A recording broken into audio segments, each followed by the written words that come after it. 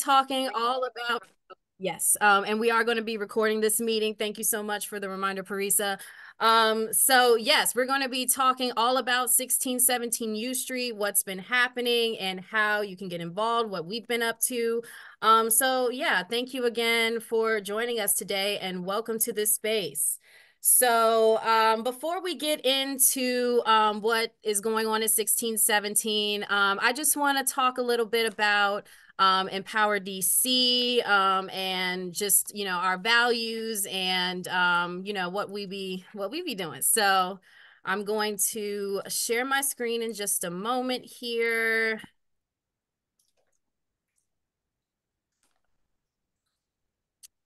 Righty.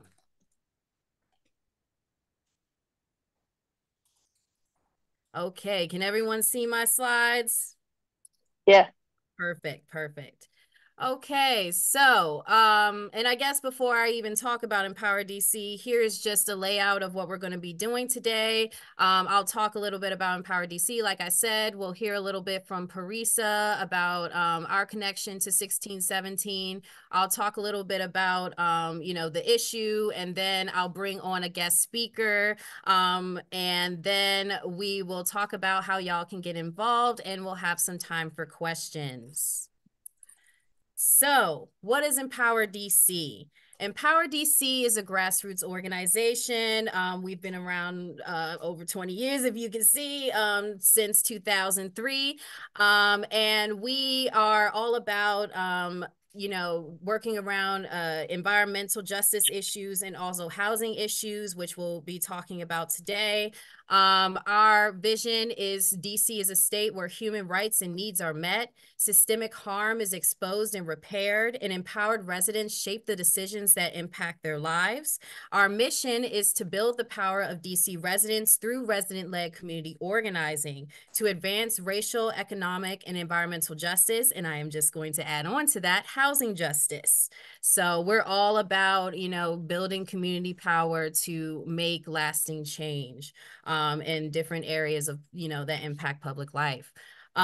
So here are our organizational values. We want to honor the history and expertise and vision of low and moderate income Black and Brown residents. So history is important. And we also want to build collective power, as I've been saying, to demand accountability from decision makers. We want to disrupt inequitable and unjust systems and institutions. And we also want to persist in the determined, uncompromising pursuit of justice. So we're in it for the long haul. So just a little bit about our housing justice work and our equitable development work. And Parisa is going to talk a little bit more about equitable development in a minute, but I just want to talk a little bit about what we've been doing as far as housing justice. So we conduct outreach to folks who are at risk of eviction. We do a lot of anti-displacement work. So that's connecting folks to resources like the Landlord Tenant Legal Assistance Network, making sure that they have, access to other resources in the community. We also have our anti-displacement network, which is basically a powerhouse of residents and organizers that are working together to just provide information to help folks stay in their homes. So like knowing about the eviction process, knowing about tenants' rights around housing conditions. And also another tenet of that is advocacy, making sure that we're fighting so that we don't have to keep, dealing with these unjust systems. So that's, building tenant leadership development through information sharing and advocacy. And then another thing that we do is we work in public housing spaces, and that work is led by our housing director, Daniel Del Bielago, who's an amazing organizer. And again, it's just making sure that we are empowering residents to take leadership roles in decisions that are impacting their lives. And so, and as far as equitable development, we have done a lot of work with the comp plan, with racial justice, and I will let Parisa go into that a little more right now. So thank you, Parisa. Good morning, everyone. Good to be with you. Again, I'm Parisa Maruzzi with Empower DC. And I just was going to share a couple remarks about why we are concerned about 1617 U Street and sort of how it connects to the work that Empower DC has done over our first 2 decades. First, I do want to mention that our headquarters is at 1419 V Street Northwest, which is just a couple blocks away from this site. And we've been there since 2003 when we started the organization, but we actually grew out of another organization called WISH, Washington Inner City Self-Help, that had been at that location since the early 1980s. So we do have a connection to the neighborhood and have seen, of course, the intense gentrification that's taken place over the last couple of decades and the effect on the surrounding community. But how this, this issue really brings together multiple strains of work that we've been involved in. One core piece that Andrea just mentioned is the comprehensive plan. As you know, many of you were probably involved in the work with the Grassroots Planning Coalition, which for 5 years straight held monthly meetings to engage residents around the amendment, what was considered an amendment process for the comprehensive plan. And through that effort, we were collectively able to create some significant changes to the comp plan. The council did include racial equity as one of the guiding elements of the guiding principle of the comp plan.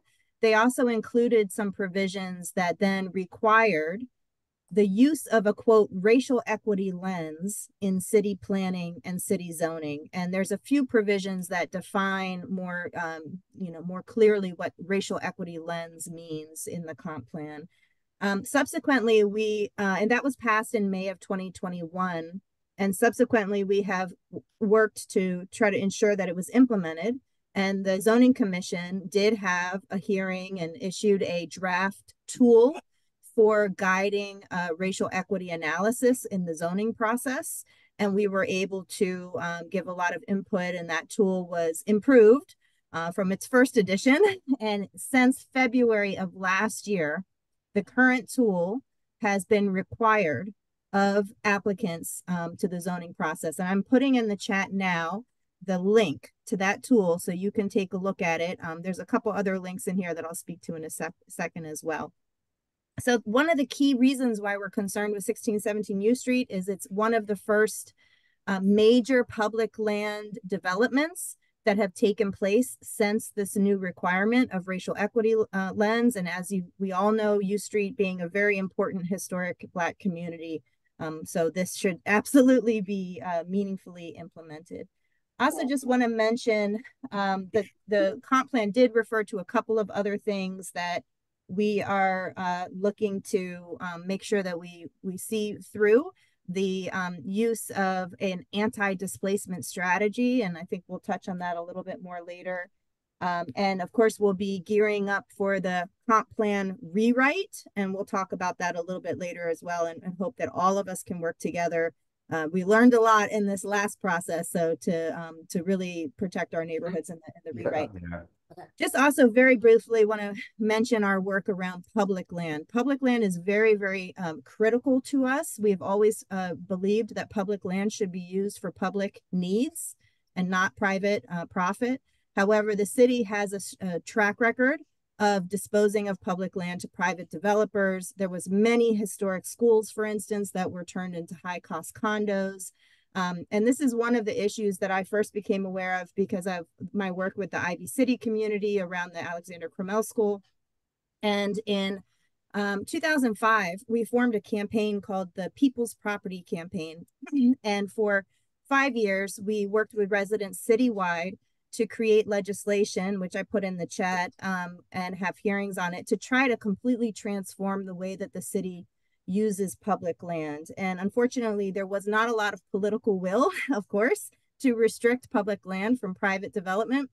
We were able to gain one small improvement to the process of declaring land surplus and disposing of it, which is that community hearing that is now required to take place that was not required prior to this. So this is an area that we want to continue to be engaged in. And one thing that's happening now is the council is considering further reform process for using public land.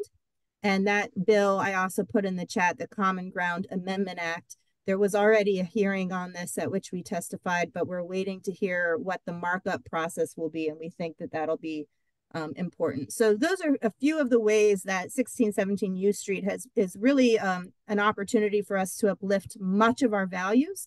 And in addition to the action steps that Andrea will talk about, I do invite you to join us in equitable development working group that we have meets sporadically to really look at zoning cases in particular. So looking at opportunities to weigh in or even in the future propose zoning text amendments that would enhance equity. So we can talk more about that later. Thanks everybody again for joining us. Thank you, Parisa. And thank you for introducing some of the major themes that really are going to guide today's discussion around preserving public land for public needs and that community-driven, racially equitable development. So now that we kind of know some of those general themes, I would encourage folks to keep those in mind as you're listening to today's call. And now I'll just hop right in. What's going on with 1617 U Street. So I'll just explain, what the proposal is in a nutshell. I think that's a great place to kind of start. So basically, the Office of Planning is proposing to upzone 1617 U Street, which is a publicly owned police and fire station. They want to upzone it from what it is right now, which is mixed use 4, which is 4 stories, to and you can see the height and lot occupancy information here. They want to upzone it from mixed use 4 to mixed use 10, which is 10 stories with a penthouse.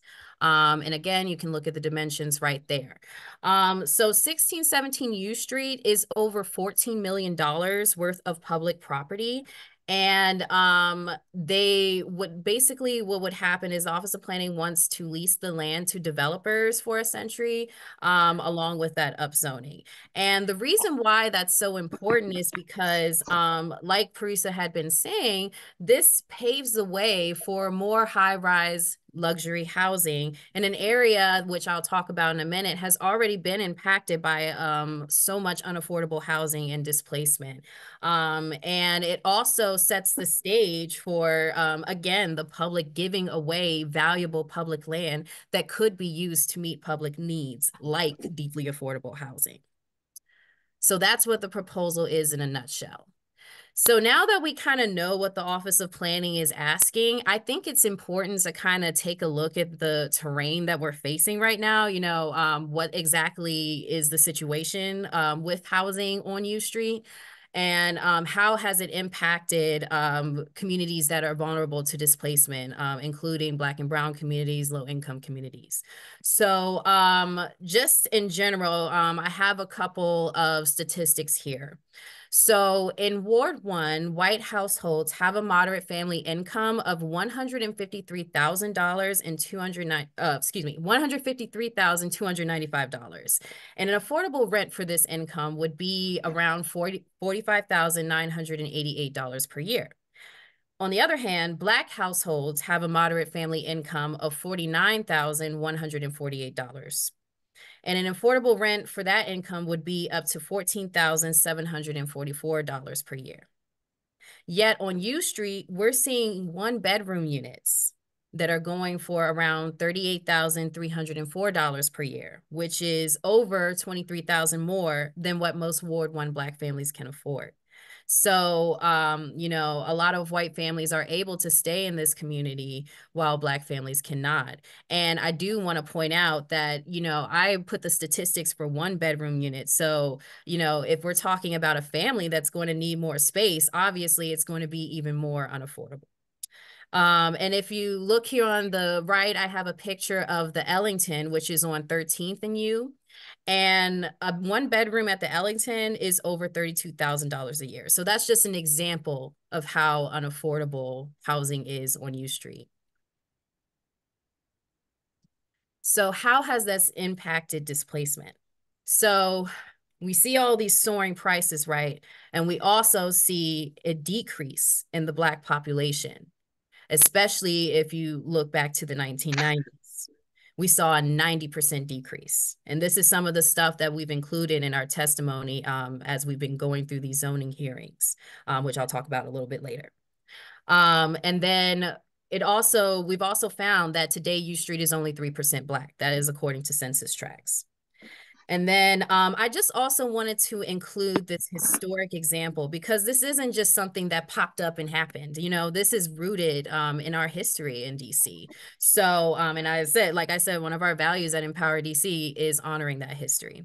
So, you know, if we look at Meridian Hill, for example, in 1912, or between 1912 and the 1930s, the government actually displaced 39 Black families and one white that used to live in this area here on Meridian Hill. And they were displaced in order to construct Meridian Hill Park, excuse me. And if you look where these benches are, these used to be houses.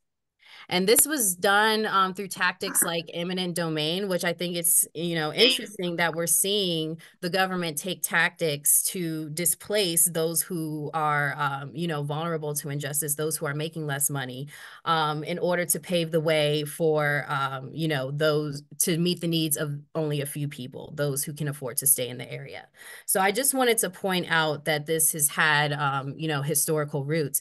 And actually, you know, the row houses and things beyond Meridian Hill, this led to a lot of racial covenants that barred Black people from living there. So there has constantly been this attack on, you know, Black communities that have been in U Street. And despite all that, you know, Black communities have continued to, you know, shape society and culture there.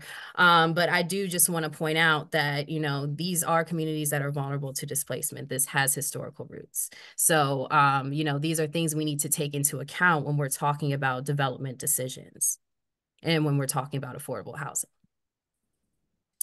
So, what exactly do we want?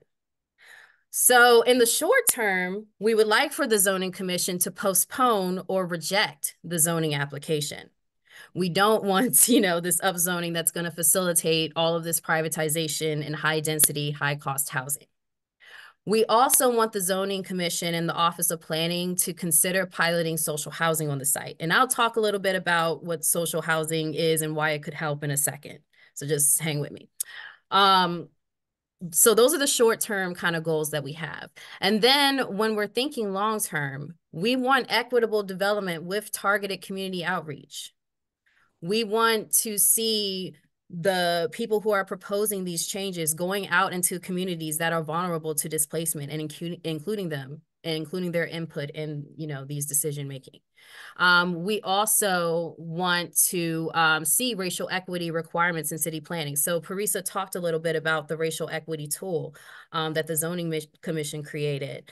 And so I don't want to, like, you know, talk too much about this now because I'm going to go into it a little bit later, but we need to have those things codified into regulations so that, you know, we're able to hold our decision makers more accountable and to make sure that we're, you know, following these things when we're talking about development.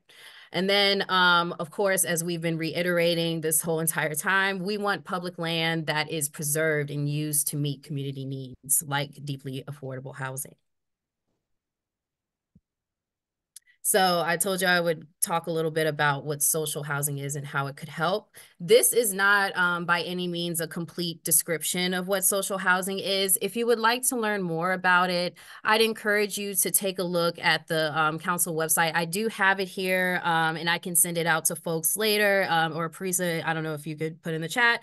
But in a nutshell, this is a bill that was introduced by council members Janice Lewis-George, Brianne Nadeau, which interesting because some of these same council members are the ones proposing this high density zoning. But anyway, Brooke Pinto, Anita Bonds, Robert White, Trayon White, and Charles Allen. And the provisions that it offers is that at least 60% of the housing would be 2 bedroom or more units. So remember, I was talking about space a lot and how families aren't able to afford, homes with larger space, larger amount of space. And then at the same time, at least 30% of the affordable housing units would be for those that are earning less than 30% of the AMI, which is extremely low income populations. And then there would be another 30% for those that are earning less than 50% of the AMI. So this really meets the needs of very low income and extremely low income populations. Then at the same time, low income tenants would never pay more than 30% of their income on housing costs. And as we know right now, the UPO actually found that so many houses are rent burden right now. Like I think it was like 40,000 out of 44,000 are rent burden right now. So there's just, there's definitely a need to lower housing costs, especially for those who are extremely low income. So that's, and besides all of that affordable housing, it would also offer environmental protections that you can read about in the link there. So what's been done so far in general, as far as the case? So we've had 6 zoning commission hearings about 1617 U Street. 6 hearings, y'all, each 5 hours long. And we've had 4 oppositional parties that have formed to kind of voice opposition to this case. That was the Black Neighbors of 1617 U Street, which I'll talk a little bit more about them in a second. And actually, we have a member on this call who I will bring up in a little while. And then you can see the other parties listed here. And then so you can see there's a lot of opposition. And I would say there's actually over 70 individual witnesses who signed up to testify in opposition to. So there is robust opposition to this. And then I also just wanted to show some of the key themes that have been coming up in this. And, I've been mentioning some of these already, but it's good to just have them in the forefront because it really just speaks to a lot of the issues with this case. So again, that need to preserve public land, how this facilitates, disposing of public land for private use and for profit rather than meeting community needs. Excuse me. And then another key theme that popped up was a lack of community engagement, especially to Black and Brown residents vulnerable to displacement. So let me tell you a little bit about this. As we were, learning about this case and working with residents in the community and also this awesome organization, Save DC Public Land, we found out that there was a severe lack of notice in regards to this proposal and the public being able to participate and give input. And this is especially true for Black and Brown residents. I spoke with Black residents, including those who are a part of the Black Neighbors of 1617 U Street, who said they weren't notified. There was no outreach done to them. And then Empower DC has been working with Freedom Baptist Church, which is a mostly Black church nearest the site. And we were the first ones to even tell them about this. The pastor knew nothing. And so there's just been a severe lack of outreach to those who would be especially vulnerable to displacement. And OP has argued that, there wouldn't be any displacement because there's no residents currently living directly on the site, because it is a police and fire station, but that doesn't take into account the history that I just mentioned and the fact that, U Street is only 3% Black, so there is a lot of outreach that needs to be done to vulnerable residents. And then at the same time, another theme that came up was the lack of racial equity analyses, the lack of codified racial equity and zoning regulations. So that racial equity tool is not codified. So it becomes more of an option for people. It doesn't become a requirement. We don't have those specific levels of engagement to ensure that we're getting decisions that promote racial equity. OP did the bare minimum in this case, held like 1 or 2 meetings, called 1 or 2 people, but there wasn't that deeper level of engagement that we need.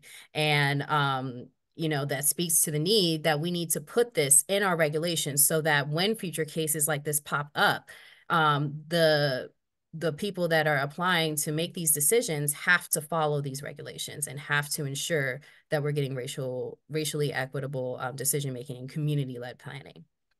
And then another theme that's popping up, which I just mentioned, social housing, of course, which is using that public land to meet our need for deeply affordable housing. So what has Empower DC been up to? So first of all, like I mentioned, there was so much lack of outreach. One of our main goals was to increase engagement of impacted community members. So we collaborated with Save DC Public Land, and we also collaborated with residents to just raise awareness about the issue. We put it in our newsletters. People have been going door to door and doing other things just to make sure that people even know that this is happening. We've also done our outreach to Freedom Baptist Church, and we were able to get them to submit a letter in opposition. So that was really awesome. And then we held an info session at Freedom Baptist Church as well in January, just so that we can, again, inform the community that this is even happening. And then we also collaborated with Black residents to form the Black Neighbors of 1617 U Street, which we have our representative who's on this call, Gregory Adams, and I will bring him up in a second to kind of share his experience with this case. And then besides increasing that engagement of the community, we have been participating in the zoning commission hearings and other public hearings. So we've brought this issue not only to the hearings directly involving this case, but also at performance oversight hearings that recently took place.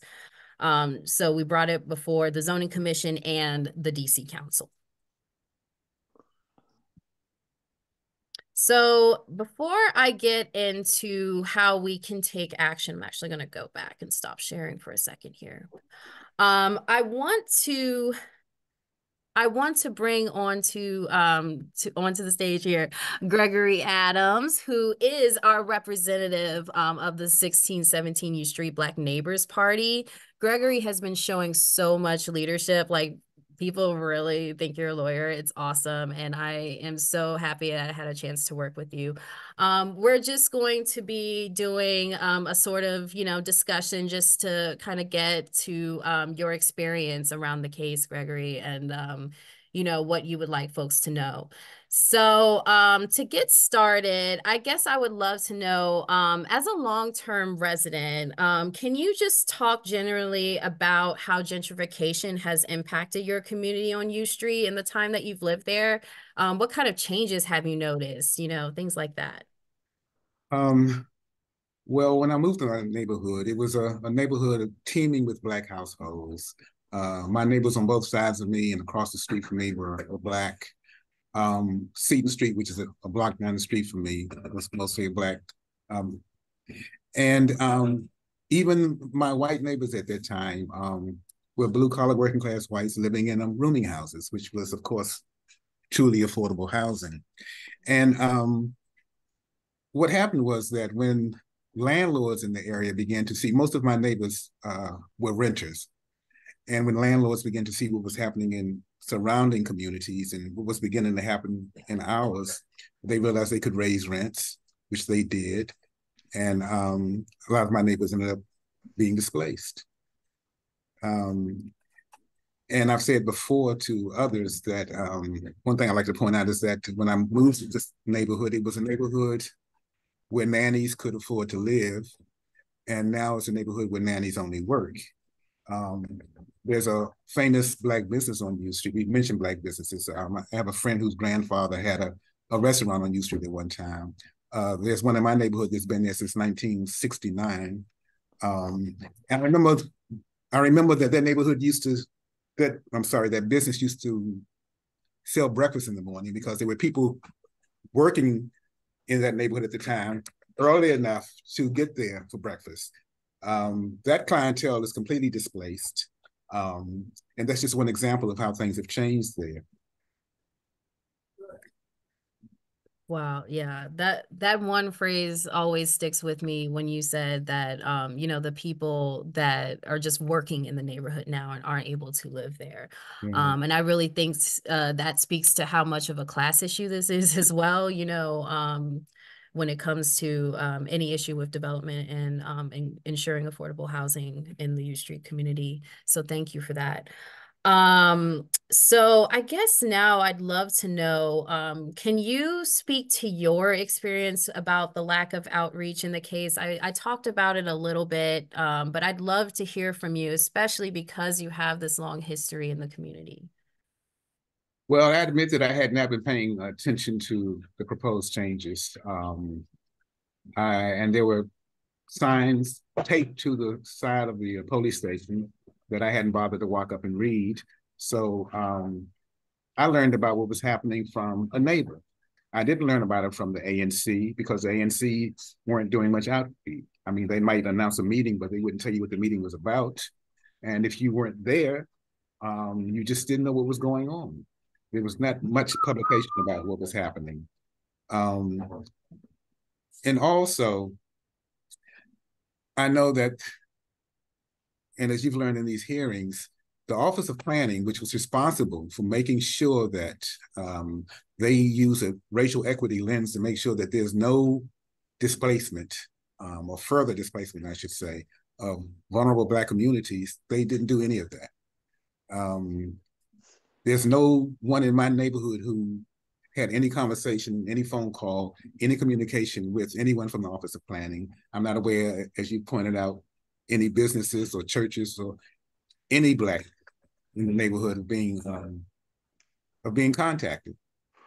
And so everything I've learned through community meetings, and I've learned from the hearings. I will say that I did have one face-to-face with Brianna Maddow, who told me that when I explained to her that I didn't think much outreach had been done in the community and that we needed more, and would she be willing to facilitate that, she told me that the only further outreach needed was the hearings that we were having, and that any concerns could be brought up there, which I thought was ridiculous, but that was her take. Thank you for that. And, I find what's interesting, as far as like how neighbors are becoming aware, they really had to take it upon themselves, and do the work that we're supposed to be seeing government agencies do. And I just want to, before I get back to the question, I just want to reiterate, this is stuff that's in the comprehensive plan. This is stuff that was established in the Office of Racial Equity. These are core tenets that we're supposed to be seeing when we're talking about making decisions with a racial equity lens, and we're not seeing it from the people that are supposed to be responsible for doing that work. We're seeing it being done by the community instead. So thank you for that. And so I guess I would also love to hear from you. We know the challenges as far as like awareness and lack of outreach, but what also has been challenging for you in this case? And I'd also love to hear what's been rewarding for you. Well, what I find challenging is getting the city to follow its own rules, and not only regarding looking at change through a racial equity lens, but following the rules when it comes to public hearings. We're only having those 5-hour hearings that you mentioned because the zoning commission was forced to have the hearings. The zoning commission was attempting to settle this matter without any hearings at all. And so that's been a challenge, just the city not following its own rules. What's been rewarding is seeing how they respond when their feet are being held to the fire. And they're not responding very well. So it's rewarding to learn these things for future reference. What's also been rewarding, I think what's been more rewarding, is working with my neighbors and other community members. I'm learning a lot from them. I'm getting a lot of support from them. And I think that I wouldn't be able to do what little that I am doing without that help. Thank you. Thank you. And I just want to uplift Parisa's comment about the Rochelle, which is right next door. So yeah, it's just, again, this points out that OP has not been doing their job as far as, discussing the risk of displacement when it comes to this case. So I guess my final question for you is just, what do you want the public to know? What is, if you had to give the public anything to kind of take away from our conversation, what would it be? I would say stay alert, be aware of what's going on in your immediate environment, and to take action once you learn what's happening. Um, you're not going to be able to rely on the city doing the right thing um, at all times. Um, you're going to have to rely on your neighbors and yourselves pushing the city to do what needs to be done. And so I would say always be willing to take action to make sure that um, the racial equity that they're supposed to be taken into account when they're considering things like upzoning and rezoning and development, make sure that they are actually doing that. Make sure that they can tell you and show you that they're doing that.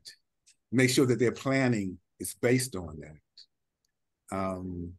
And I would just say, as I said before, just keep your eyes open, stay aware of what's happening in your neighborhood, because sometimes things can come down and you just aren't aware. Absolutely. Thank you so much for that, Gregory. And I think that's a perfect segue into the next part of our conversation, which is how you can get involved. So I am going to share my screen again. Oops. Okay, so I want to discuss first some short-term actions, but of course we know, like, this is long-term conversations. So it's, these are the short-term actions, but we definitely have some longer-term actions that we'll have to consider as well. But first of all, I just want to mention that you can watch and testify at the upcoming zoning hearing. It's going to be on March 18th at 4 p.m. I mentioned that we already had 6, so this is number 7. This time, we're hoping that the parties in opposition will have a chance to present their testimony after we've had the individual witnesses already. So we're hoping that we're on the home stretch as far as the hearings. But yes, you can watch the hearing and you can testify on Monday at 4 p.m. You can, if you are going to submit record testimony, important note, the record is going to close at on March 17th at 4 p.m. So just make sure that you get your record testimony in at least 24 hours before the hearing. And you can submit it to the email that I have there, zcsubmissions at dc.gov. And I also want to uplift, thank you so much, Chris Otten, for and okay, I see a lot of questions coming in. I'll get to those in a moment. But I just want to uplift Chris Otten's easy online form that Save DC Public Land created. So if you aren't sure what you want to say in your testimony, but you still want to submit something, you can click on the link right here. I'll just copy and put it in the chat at the bottom so folks can see. You can copy that link right there and it will create, my apologies. It will create, comments for you to submit directly to the zoning commission. And if you just want to watch the hearing, you can watch it on YouTube. Okay, and then some other things to keep in mind. Save DC Public Land does have a petition that they've created, and you can also sign the petition. It also will go to the zoning commission and other key decision makers in the city, like the council. And then you can also check out the Save DC Public Land website for more information about 1617 in general. Also, we have our website here, empowerdc.org. You can sign up for our mailing list. I do send out, reminders as far as like the hearings and what's been happening. So feel free to sign up for that. And then there's our socials right there and my email address. So those are some of the ways that you can take action in the short term. And I will just take a moment to let Parisa, you had something you wanted to add? Yeah, just before we get into the some of the comments that are in the chat, and I know Andrew, you'll mention some longer term actions as well. I did want to clarify that we're not, there's some questions in the chat about would we agree with the upzoning if there was a guarantee of deeply affordable housing. And I think the problem is that that is not on the table. What's on the table is just the upzoning. And so that is why we have asked the zoning commission to postpone or reject this at this time. Public land has another decision-making process that takes place. It takes place at the DC Council. And the DC Council actually has to have a public hearing and there's two different committees involved to declare land surplus, and then another to dispose of it. And through that, they create what's called a land disposition agreement with a developer. There's typically a request for proposals, there's a process involved, and there's within that defined levels of affordable housing. And so if we were to postpone this and allow the council to actually do its job, engage the public, create an outcome that has some certainty around the affordable housing levels, and then go through the zoning process and consider the upzoning, that would be a different story. What we're being asked to do is create essentially the political pressure, the fait, as though this is a fait accompli, that it will be MU10, double the current zoning, towering above everything else, and it will be likely a private developer. We would like the opportunity to really have that public debate at the council. One, to see maybe this shouldn't be disposed of, maybe it should be retained by the council to use it for social housing, and then to do that real work to define, well, what should the height be, what should the mass be of that building to deliver the ultimate level of affordable housing, and then go through the zoning process. So again, we're not really able to make a position right now on what would we agree with this upzoning if it were deeply affordable, because that is not what is being offered. What is being offered is certainty for future developers to allow them to max out the height with no requirements or limitations pertaining to deeply affordable housing outside of the laws around inclusionary zoning or the use of public land. But even the law that exists saying that if you build on public land, you have to deliver a higher level of affordable units, still has an out clause. It still has loopholes. It still has phrases literally saying, but if you're delivering other public amenities, like replacing the police station and the fire station, you may not have to build affordable housing. So again, we think it's really inappropriate for the Office of Planning to be pushing this through the zoning process right now. And what should be happening next is really this decision-making process at the council. Exactly. And I mean, so like you were saying, if we, not only are there so many loopholes, those the laws, that say, oh, public land, you can get more affordable housing than what's required by IZ, you could still have a floor of 60% affordable units with social housing versus the minimal amount of like 20 to 30% or a little more than that that's offered in the current district law. So I think that's super important to point out. My apologies, my slides keep changing. I'm just going to keep going and then we'll take some time for questions. So we've already kind of hinted at some longer longer term actions that we want to take, especially when it comes to, again, that community driven and equitable planning. So I briefly want to mention that OP is going to begin its process of rewriting the comprehensive plan. They're already starting to get the wheels turning as far as like, getting their engagement plans together and stuff. They want to have that together by the end of 2024. And then in 2025, they're going to begin the actual process of rewriting the comprehensive plan. And this is, the guide to DC's vision and priorities for the future in terms of land use, in terms of development, zoning, public services, all that kind of stuff. So it's super important that we're at the table. And we do have that working group that Parisa mentioned earlier. So yes, please feel free to connect with us. And then I also just want to bring up again the need to codify our racial equity tool in the zoning regulations. So I know that the Zoning Commission has said, this is still in the process of being development, but it is urgent that we have these set requirements as soon as possible so that we don't keep seeing situations like we're seeing with 1617.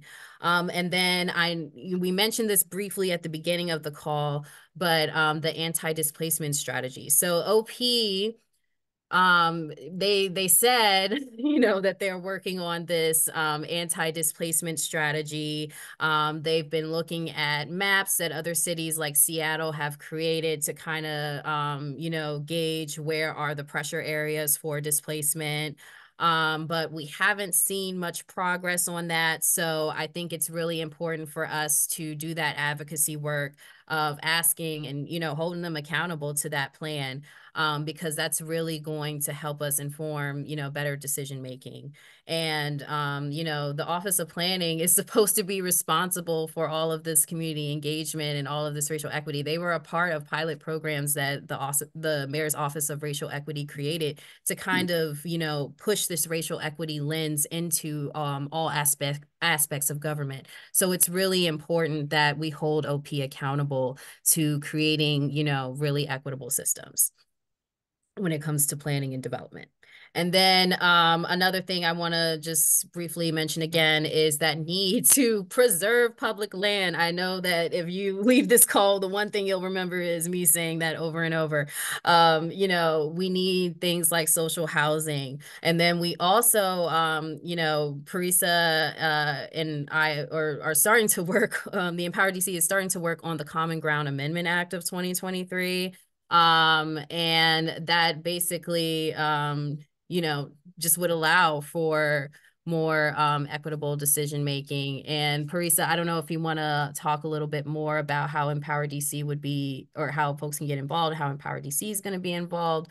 But yeah, you want to go ahead and talk about that? Sure. Yeah, I mentioned earlier the council has already had a hearing on the Common Ground Amendment Act. This is a bill that reforms the surplus and disposition methods that the city uses. And this is an area, like I said, it's exactly the same part of the law that we were seeking to reform back in 2005 to 2010 with the People's Property Campaign.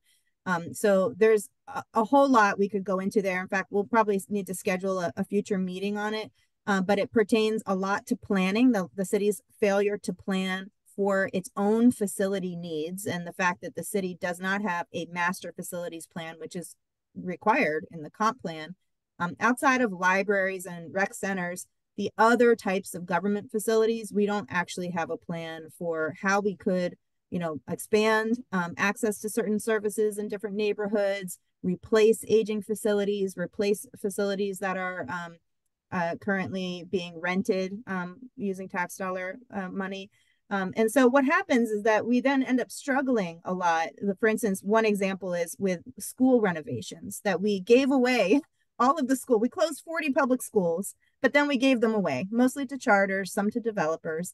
And now when the school system is trying to renovate a school, there's no swing space. There's nowhere to move the kids temporarily while that is happening. So that's just one example of how we failed to plan. And the use of public land really should be rooted in, what are our own municipal needs, And then what are the needs that, are not going to be delivered by the private market, whether it be urban gardens and farms, whether it be solar energy production, who knows what it should be, right? But these are the types of things that we don't even think about. What the city does under DEMPED is really thinks of public land as a tool to entice more development, which has largely created and continued to make worse gentrification and displacement of Black residents. So we're questioning that whole paradigm. We believe in community-led equitable development. And so we'll be pushing for this Common Ground Amendment Act as it goes through the council to really solve some of those problems in the process that's being used. What uses must be considered before land is given to private developers. Right now, the only use that is required in law to be considered before land is given to private developers is to give it to a charter school if it happens to be a school building. And so there's nothing else that is considered, with that sort of lofty goal. And of course, social housing should be on the table as well.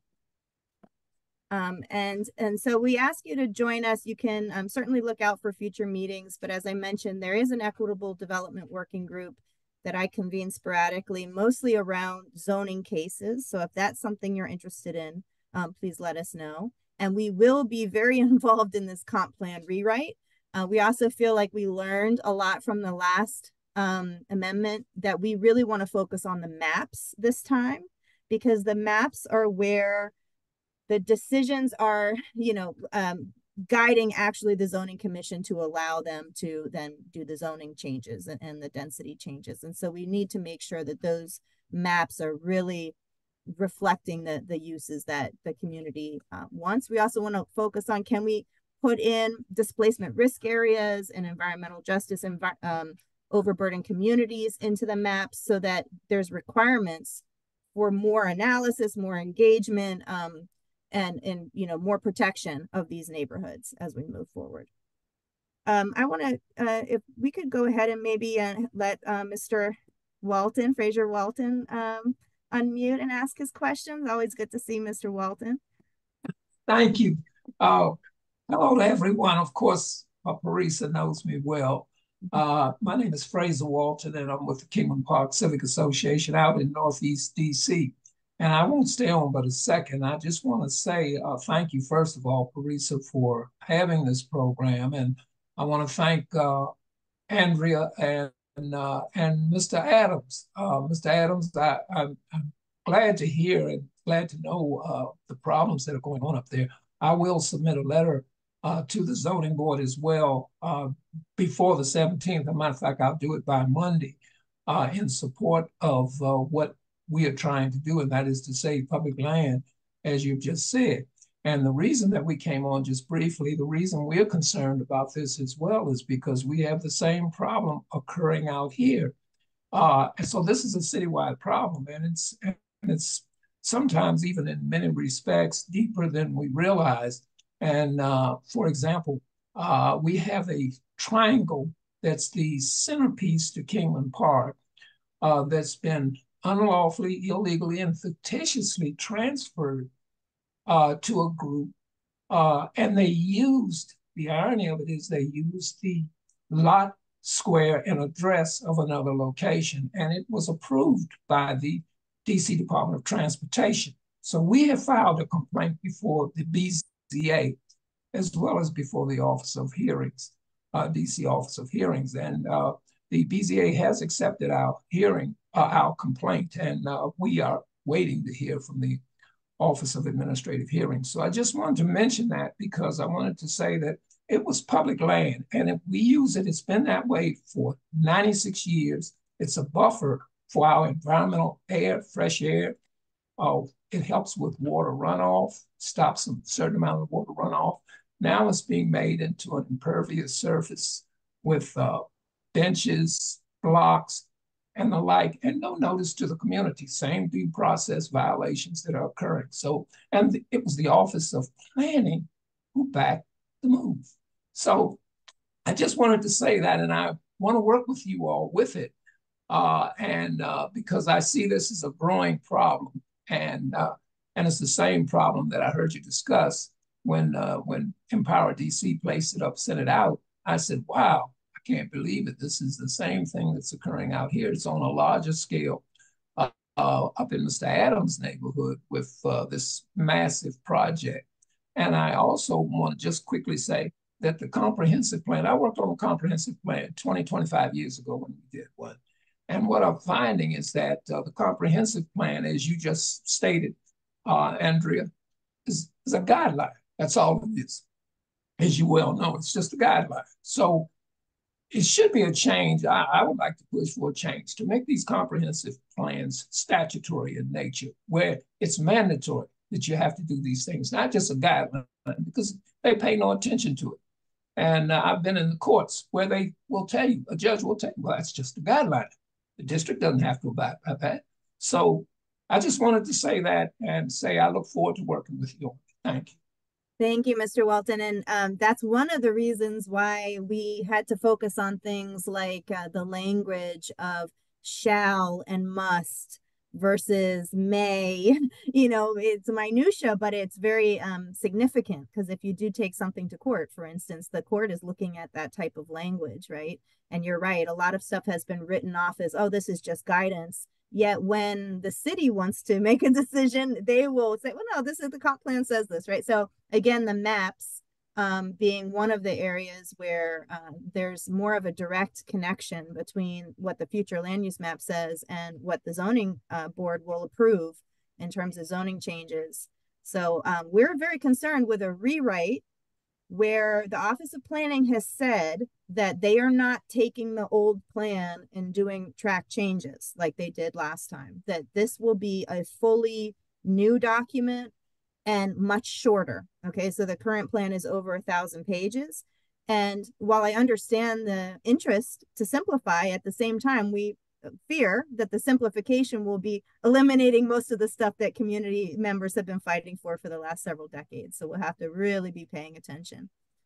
Andrea, why don't we go ahead and let Chris make his comment? Yeah. And if anybody else has comments or questions you want to put in the chat or raise your hand, we have a few more minutes. Yes, absolutely.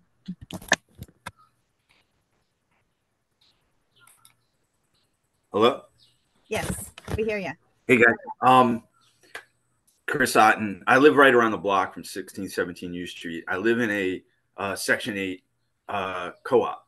And I live with neighbors like myself who are working poor, people who make like 200% of the poverty level. We've got no information about this project, not from the council member, not from the zoning commission, not from the Office of Planning. We are barely hanging on right now in terms of just getting expenses paid.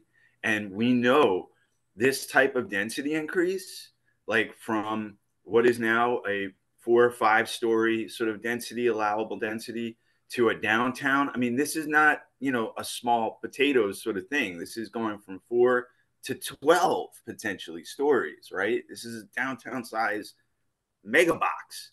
And we've seen how throughout the whole city where these mega boxes are being built, the areas around them, the tax appraiser comes out and says, you have a mega box right up the block from you now. Like, your taxes go up, your value of your land goes up. The problem is that's great for short-term investors and flippers because they're not here for the long term. We want to stay here. So like our tax values going up and tax costs and housing costs going up means more likely that we can't afford it and we got to move on.